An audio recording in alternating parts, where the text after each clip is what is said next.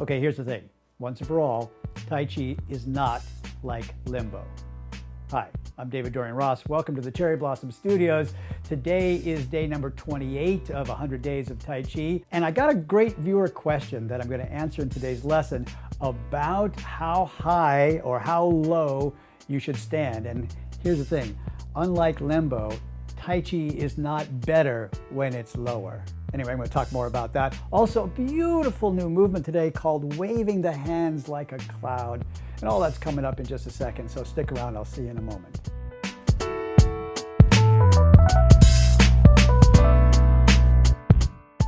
Today's movement is a 3-for-1, as I said. Actually, it is the same movement, but there are 3 steps or 3 repetitions of this movement. It's called cloud hands. Sometimes it's translated as waving the hands like clouds. But the actual name of the movement, yun shou, means the hands are clouds, not just they're like clouds. So you see the hands waving through the air like clouds passing across the sky. Watch me one time and then we'll do this together. And this would be movements number 32, 33, and 34. Starting from single whip.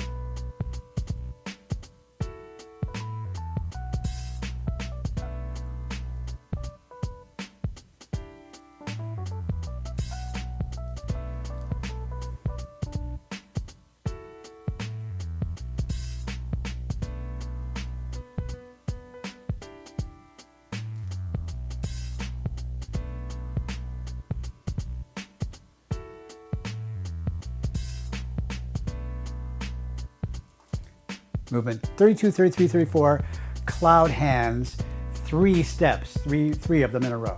All right, here's the short version, the really quick version. If you want to just watch this one and then fast forward to the end so you can watch the question of the day, that'd be just fine with me. But you can watch this and stick around for the more extended lesson. We start with the footwork. So there's layer 1. And we're going to start, actually before we get to the transition, let me just say that the basic footwork in wave hands like clouds is a side step, right? Shifting the weight over one foot, then stepping in, shifting the weight to step out, shifting the weight to step, etc., etc. So it's a basic sideways step. In this sideways step, the toes are going to be pointing straight forward, parallel. So here's the short version. I sit back from my single whip. The left hand floats across the body. Now the 2 hands will change places, one up, one down, turning, waving across the body. I step almost together. Shift the weight into the right foot. Turn and wave the hands across from left to right. Step the left foot out. Change. The hands wave from right to left. Step the right foot in. Change. Turning, waving from left to right. Step the left foot out.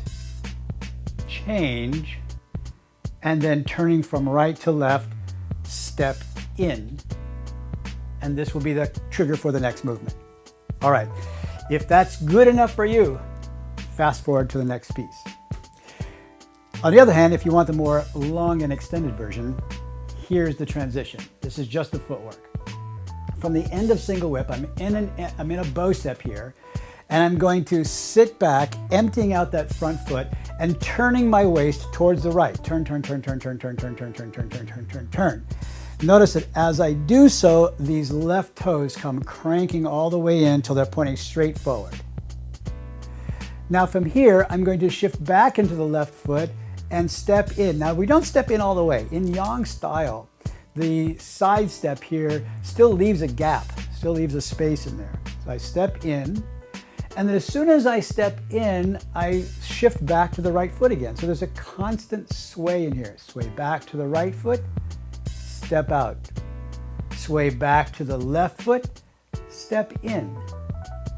Sway back to the right foot, step out. Sway back to the left foot, step in. 3 of those, right? Let's count them. I'm already feet apart as I make my transition.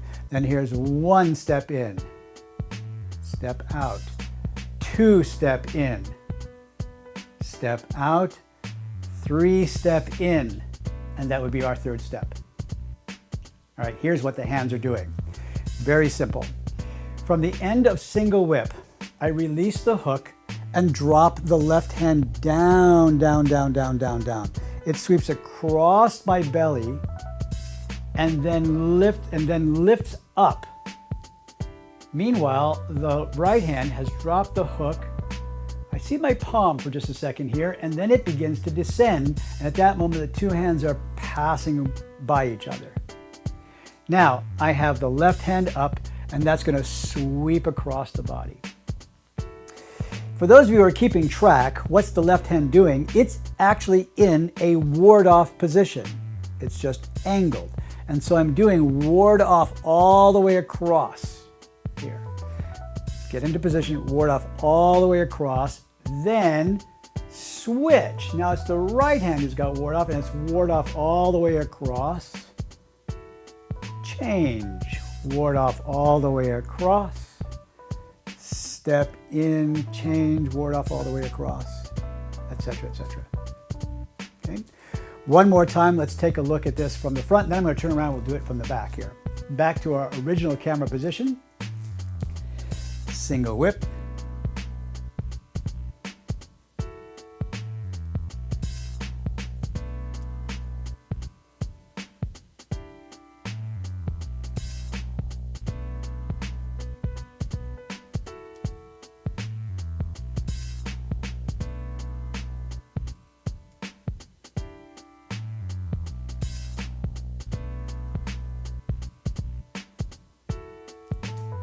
One more time from the back side. Again, here is my ending position for single whip.